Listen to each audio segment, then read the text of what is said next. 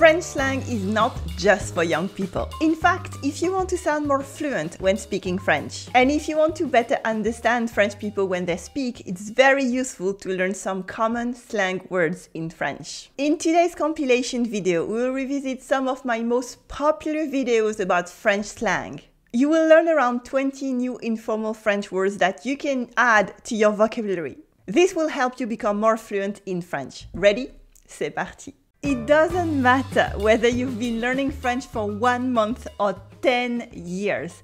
There will always be words in French that you don't quite understand, whether you're eavesdropping on a conversation in a French cafe or watching a French TV show at home on Netflix. That's because, just like in English, the French have their own slang. These informal words are not just for the young either. Some French slang words are used by all French people, no matter the age, social status, or level of education. In today's lesson, I will introduce you to 5 French slang words that you can start using in your everyday conversation to sound more authentically French, without sounding awkward. Like chouette, for example. Chouette, chouette. Chouette is one of my favorite slang words in everyday French. It sounds so friendly and cheerful. Repeat after me. Chouette, chouette, chouette, chouette. Good. Chouette means nice, nice or cool, super, fine, etc. As in, c'est chouette for that's nice, c'est chouette. Or, ce livre est vraiment chouette, that book is really cool. Ce livre est vraiment chouette. You can also say c'est sympa, or even simply c'est super, or c'est cool, But chouette sounds a bit better than that. And by the way, we use the same word for an owl, une chouette in French. So if you are in a conversation about birds in French, just be careful about that. Or as we say in everyday French, fais gaffe, be careful, fais gaffe. Repeat after me, fais gaffe. Good.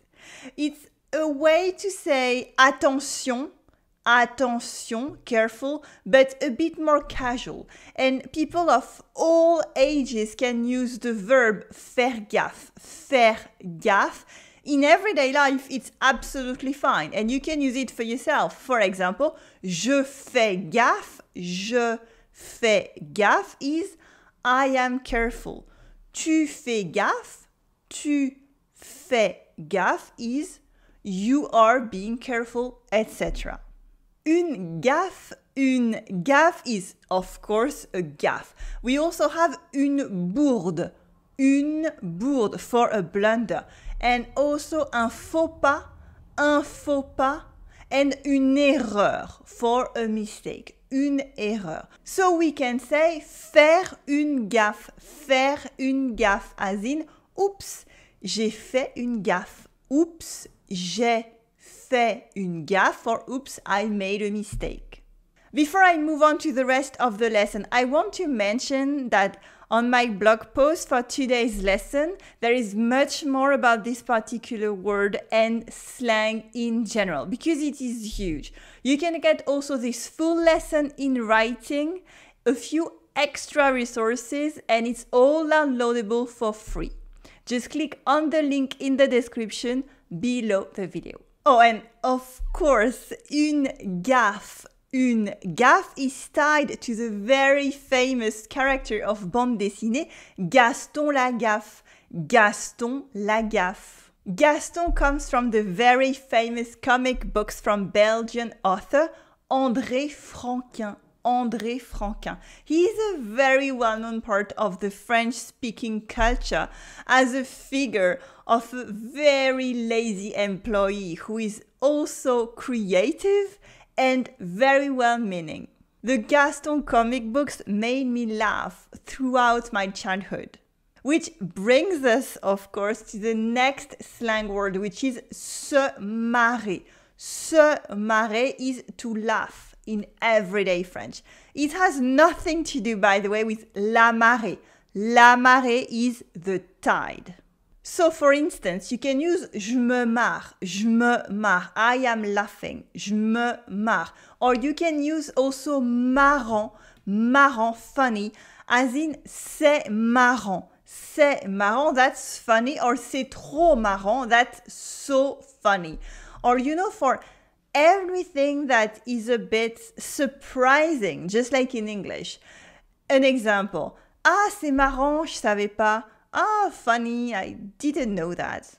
And of course, you can use another slang word on top of it, like c'est vachement marrant. C'est vachement marrant for that's really funny. C'est vachement marrant. Vachement is an informal word for très.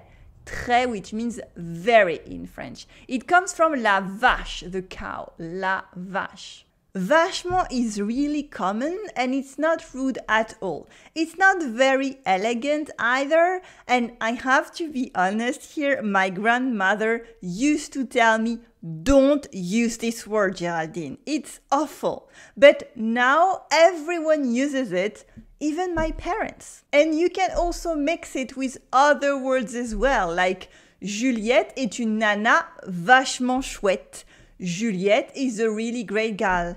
Juliette est une nana vachement chouette. Or Julien est pas un gars vachement marrant. Julien isn't a terribly funny guy. Julien est pas un gars vachement marrant. La nana is an informal word that we have for la fille, the girl. Younger people are not really going to use la nana anymore, but you will hear it now and then in French conversations. For a guy, there are much more informal words in French. You might have learned the correct one at school, which is un homme for a man, or un garçon for a boy. But in informal French, we often say things like un mec, like un mec bien, a good guy, an honest guy, un mec bien. We also have un type as in, t'as vu ce type? Or, tu as vu ce type? Have you seen this guy? Tu as vu ce type? We also have un gars. We don't say the R and the S at the end, okay? Un gars, as in, salut les gars. Salut les gars. Hi guys. And we have much more. So, what does ce mec fait vachement gaffe mean? What do you think? And what about Amélie est super chouette, on se marre beaucoup? Amélie est super chouette, on se marre beaucoup.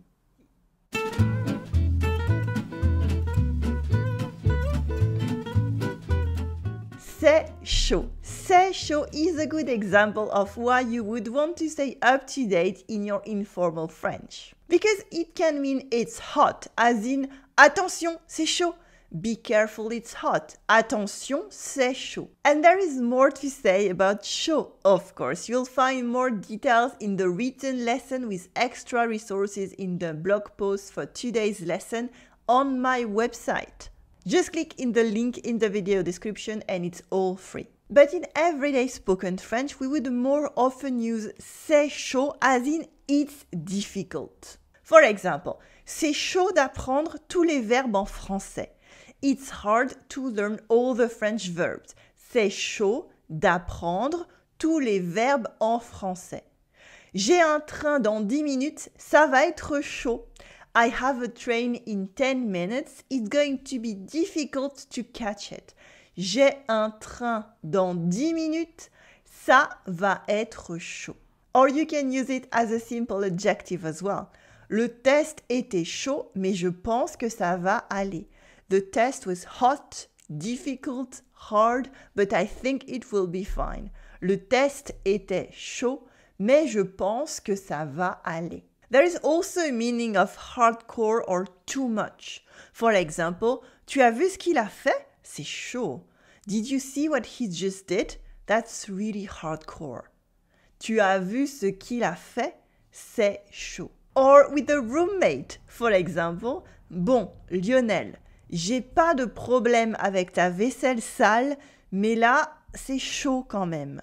Well, Lionel, usually I don't have a problem with dirty dishes, but now that's becoming too much, I have to say. Bon, Lionel, j'ai pas de problème avec ta vaisselle sale, mais là, c'est chaud quand même.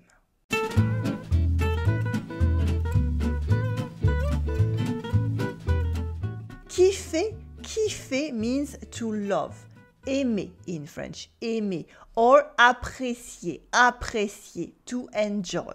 So it's very popular, especially with younger people. It's not very common to hear it from older people, but you can hear it a lot in French conversations and in French media. For example, je kiffe ce groupe, je kiffe ce groupe, I like this band, je kiffe ce groupe.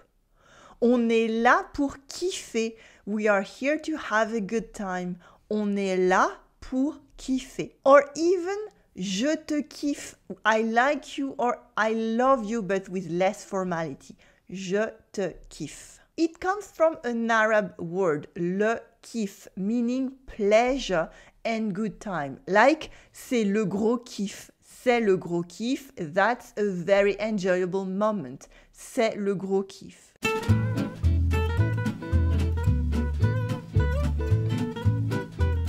Relou, relou is our first verlan for today. It means annoying. T'es relou quand tu fais ça. Le verlan is a type of French slang where you are reading words backwards. For instance, if you take à l'envers meaning backwards, à l'envers or the other way around, and you switch it around, it becomes à verlan, or for short, le verlan, which is this kind of slang. Relou comes from lourd with a silent D. Lourd, lourd, lourd. Lourd means heavy, like ton sac est lourd, your bag is heavy. Ton sac est lourd. Remember the silent D. But sometimes it can mean annoying as well, like in... J'ai faim. On peut se tutoyer? Ouais. Ouais. Sympa. T'es lourd.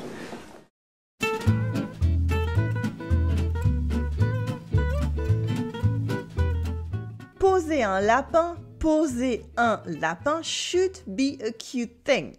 It literally means putting a rabbit on something. Well, in French slang, it actually means he stood me up. Il m'a posé un lapin. Il m'a posé un lapin. And this is less cute. Don't go around and put rabbits on French people. Except literally, I guess. Effectivement, je crois qu'il nous a posé un lapin. We also say planter quelqu'un. Planter quelqu'un is to stud someone up colloquially. Like, il m'a planté au dernier moment. Il m'a planté au dernier moment. He bailed at the last moment. He left me high and dry. Il m'a planté au dernier moment. It is not like se planter to make a mistake. Se planter. As in, oh non, je me suis planté d'arrêt. Oh no, I left at the wrong stop. Oh non, je me suis planté d'arrêt. Or even rester planté, which is different. Rester planté is to stay put. Like, aide-moi, reste pas planté là. Help me, don't simply stand and stare. Aide-moi, reste pas planté là. There are other very interesting uses of planter that you will find in the blog post for today's lesson. But finally, planter quelqu'un is of course not the same as planter un légume to plant a vegetable either. Planter un légume.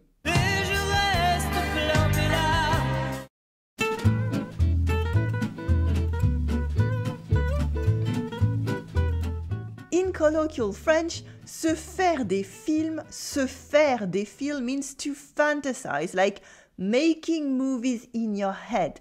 se faire des films. The pronoun se here is very important because Perrine fait des films means Perrine is making movies. She is a director, for example. While Perrine se fait des films is Perrine is imagining things. Perrine se fait des films. For instance, il ne va pas t'appeler « Arrête de te faire des films ». He's not going to call you « Stop making movies in your head ». Il ne va pas t'appeler « Arrête de te faire des films ». Another example. Oh, personne ne lui en veut. Elle se fait des films, c'est tout. Oh, nobody's holding any grudge against her. She's just being delusional, that's all. Oh, personne ne lui en veut. Elle se fait des films, c'est tout. Now, of course, it is close to fantasmer, to fantasize, or un fantasme, a fantasy. But un fantasme and fantasmer tend to be more explicit sexual fantasies. You'll find more in-depth discussion on fantasy in French in the blog post for today's lesson on my website. But for now, let me clear up that un fantasme has nothing to do in French with un fantôme, which is a ghost. Except in some rare occasions, I guess.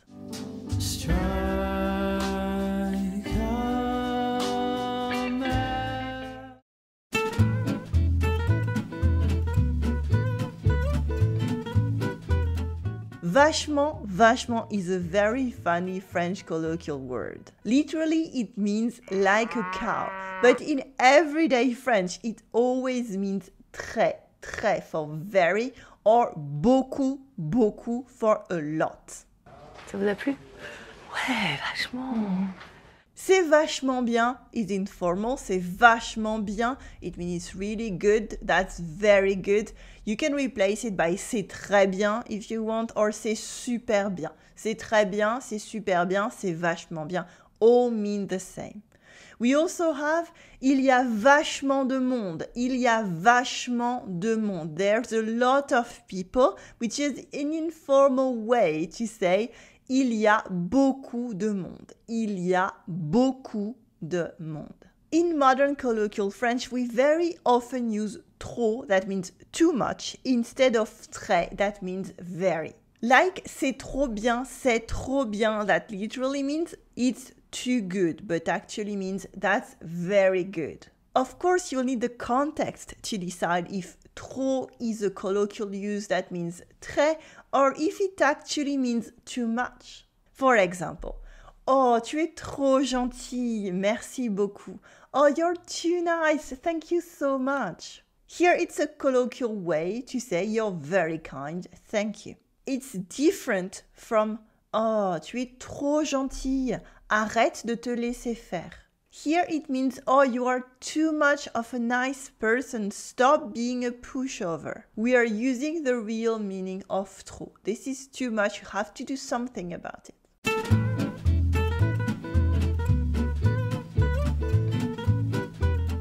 Se prendre la tête literally means to take your own head. Se prendre la tête.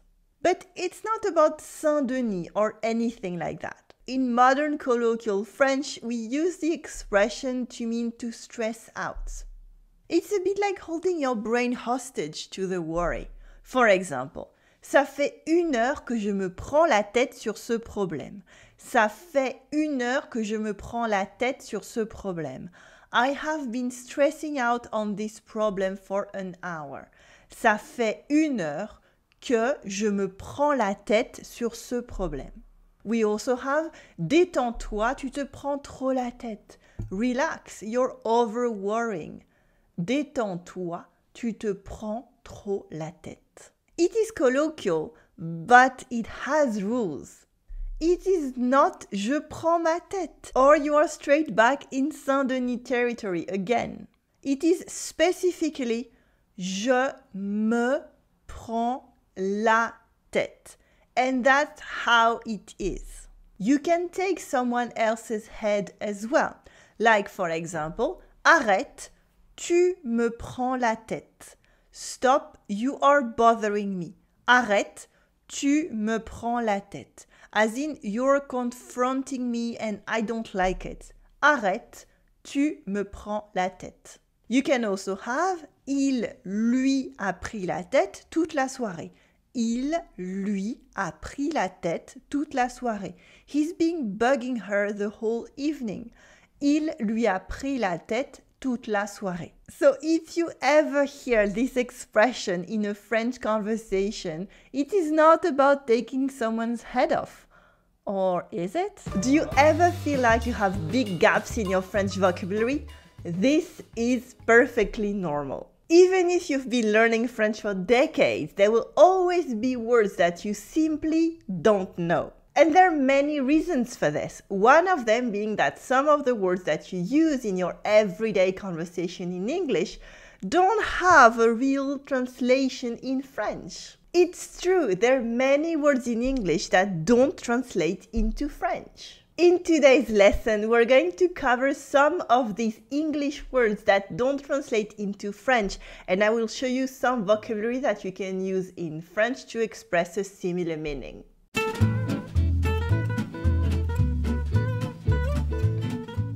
Snacks have a weird place in French culture because you're only expected to eat at meal times. Fortunately, one of these meal times can be le goûter,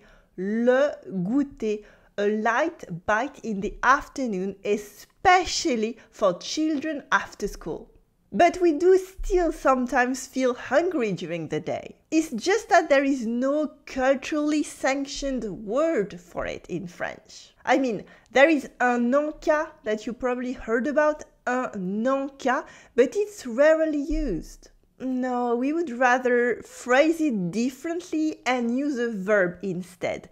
Grignoter, grignoter, which is to nibble in French. Grignoter, grignoter. And it's usually frowned upon as unhealthy, as in, je devrais arrêter de grignoter entre les repas. Je devrais arrêter de grignoter entre les repas. I should stop having snacks between meals. Or really, you can use the English word un snack in French.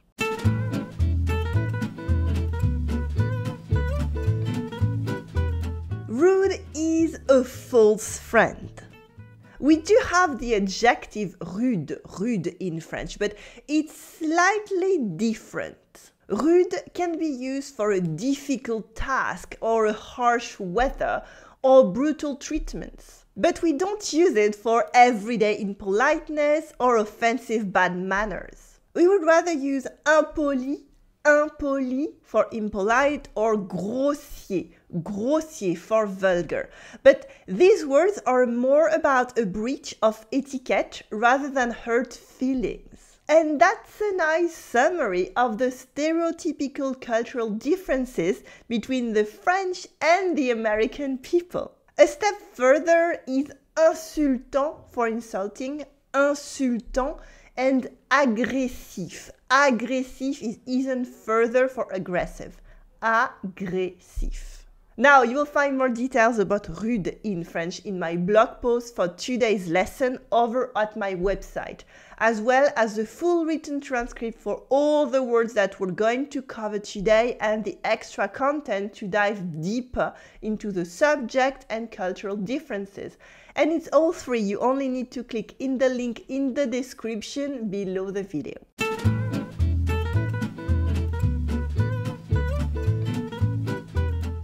French culture can be very judgmental. The action for being judgmental is juger, to judge. But funnily enough, there is no simple adjective for it in French. Instead, we have a bunch of related words such as méprisant for scornful, accusateur for accusing, or moralisateur for sanctimonious or moralizing. Moralisateur. It's like the expression that you have in English, and I apologize for my pronunciation, holier than thou, There is no clear French translation, but it is a common dynamic nonetheless. You can also be judgmental with critiquer, critiquer to criticize, or faire des critiques, faire des critiques. The adjective here is critique, as in, elle m'a jeté un regard critique. She gave me a critical look. Elle m'a jeté un regard critique. Beware of being too critical, of course, because the other person might feel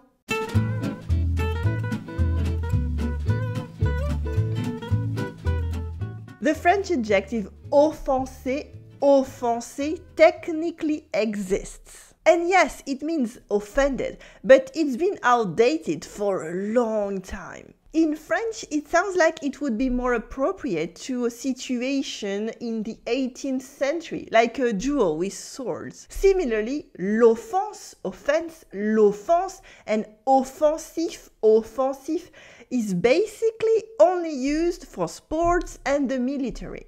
Instead, we use adjectives such as choqué, choqué for shocked, or blessé, blessé for hurt. We can also use heurter or vexer. And I need to take a minute here to unpack these last two adjectives, because they can be translated as offended, but they actually have their own slightly different meaning. The verb heurter, heurter means to hit, but without really the intention to hit. As in, la voiture a heurté une barrière. La voiture a heurté une barrière. The car hit a safety barrier or bumped into a barrier. So metaphorically, it comes to mean hit or hurt.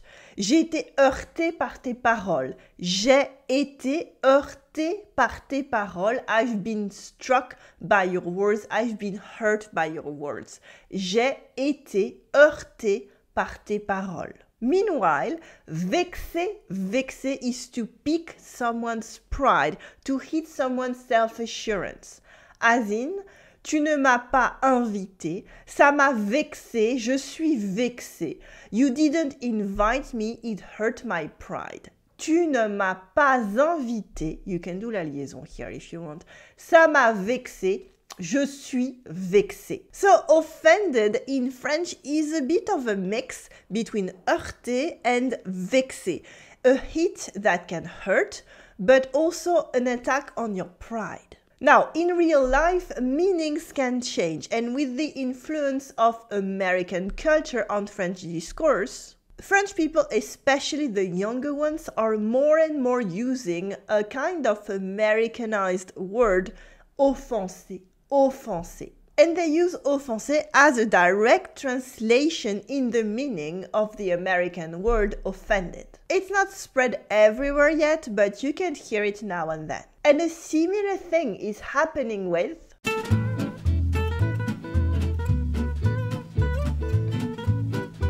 confusing in French would be déroutant, déroutant or confus. Déroutant or confus. But déroutant, déroutant, literally diverting or rerouting, déroutant, hints at another hidden order behind the confusion. It's confusing, but it's also surprising, and in theory, you could make sense of it. C'est un film déroutant. C'est un film déroutant. It is an unusual movie that's hard to understand.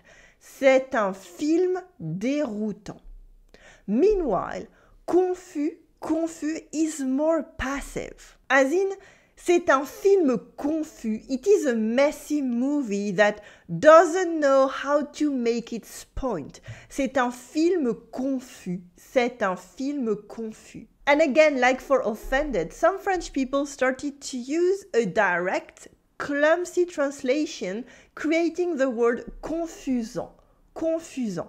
It sounds weird, it's not really widespread, but we have to see how it goes. And of course, l'Académie Française, the official arbiter of French language, which they are not, has issued an official reclamation against this word.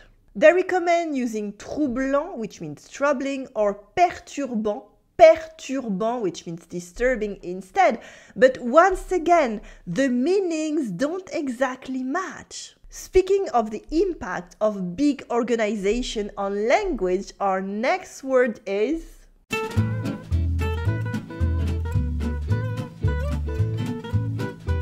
the English term empowerment comes from the feminist struggle at the beginning of the 20th century. But for the French public, this concept was mostly introduced in the 2000s by big organizations such as l'ONU, l'Organisation des Nations Unies, l'ONU, the UN in English, or the World Bank. And it's now being used for business and management far from its radical roots. For this kind of settings, using English words sounds cooler, so they didn't look very far for a French translation. So don't be surprised if you hear that English word here and there. And if you want to talk about the concept, using the English word is fine.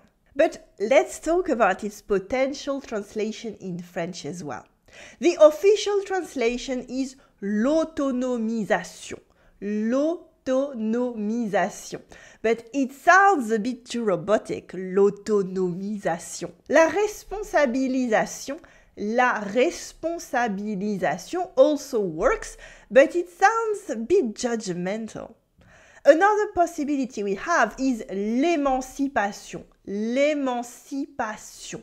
But it's more restricted to struggles against unjust laws specifically. Some try to make l'empouvoirment happen, but so far it sounds a bit ugly. L'empouvoirment. Coming from Quebec, of course, they're fantastic at creating new words. We have an alternative, which is le pouvoir d'agir. Le pouvoir d'agir. The power to act. Le pouvoir d'agir. And it comes back to the activist roots of empowerment.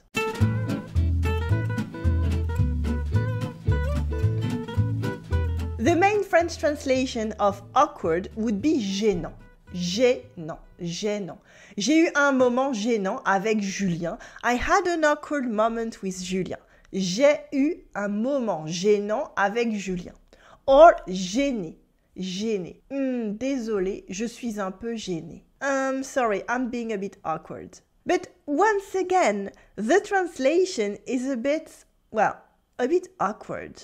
Because gênant also means troublesome or annoying. For example, mon vélo a crevé, donc c'est gênant pour se déplacer. Je suis gêné pour venir te voir. My bike tire punctured, so it's difficult to move around. I'll have some trouble to come see you. Mon vélo a crevé, donc c'est gênant pour se déplacer. Je suis gêné pour venir te voir. However, you can still choose between two close adjectives such as mal à l'aise, ill at ease, mal à l'aise, or embarrassant, embarrassé, embarrassing, embarrassed. As in, Lionel se retrouve souvent dans des situations embarrassantes. Lionel often ends up in embarrassing, awkward situations. Lionel se retrouve souvent dans des situations embarrassantes. Or finally, maladroit. Un maladroit or une maladroite is a clumsy person. But you can use it metaphorically too. For example, Antoine a encore fait une remarque maladroite. Once again, Antoine made an awkward comment. Antoine a encore fait une remarque maladroite. And finally, our last word for today's lesson might be more surprising.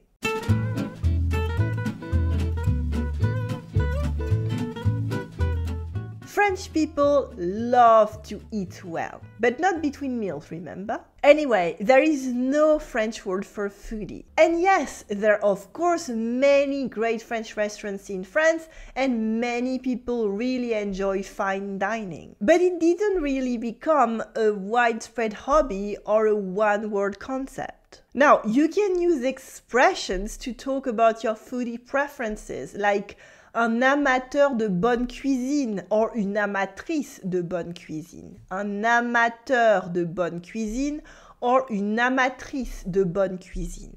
Or une passionnée de restaurant. Un passionné de restaurant. Somebody who is passionate about restaurants. Or much shorter, the adjective gastronomique, gastronomique for anything that is fine dining. We also have gourmand or gourmande, gourmand or gourmande for someone who really enjoys eating, but not necessarily healthy food. We also have gourmet, gourmet for someone with great culinary taste who enjoys fine food. So you could say, je suis un grand gourmand. I really love to eat. I am a big foodie. Je suis un grand gourmand. Or, mon frère est un gourmet. Il nous a invités à dîner dans un restaurant gastronomique. My brother is a gourmet, a foodie. He invited us for dinner in a gourmet restaurant or a foodie restaurant, a fancy restaurant. Mon frère est un gourmet. Il nous a invités à dîner dans un restaurant gastronomique.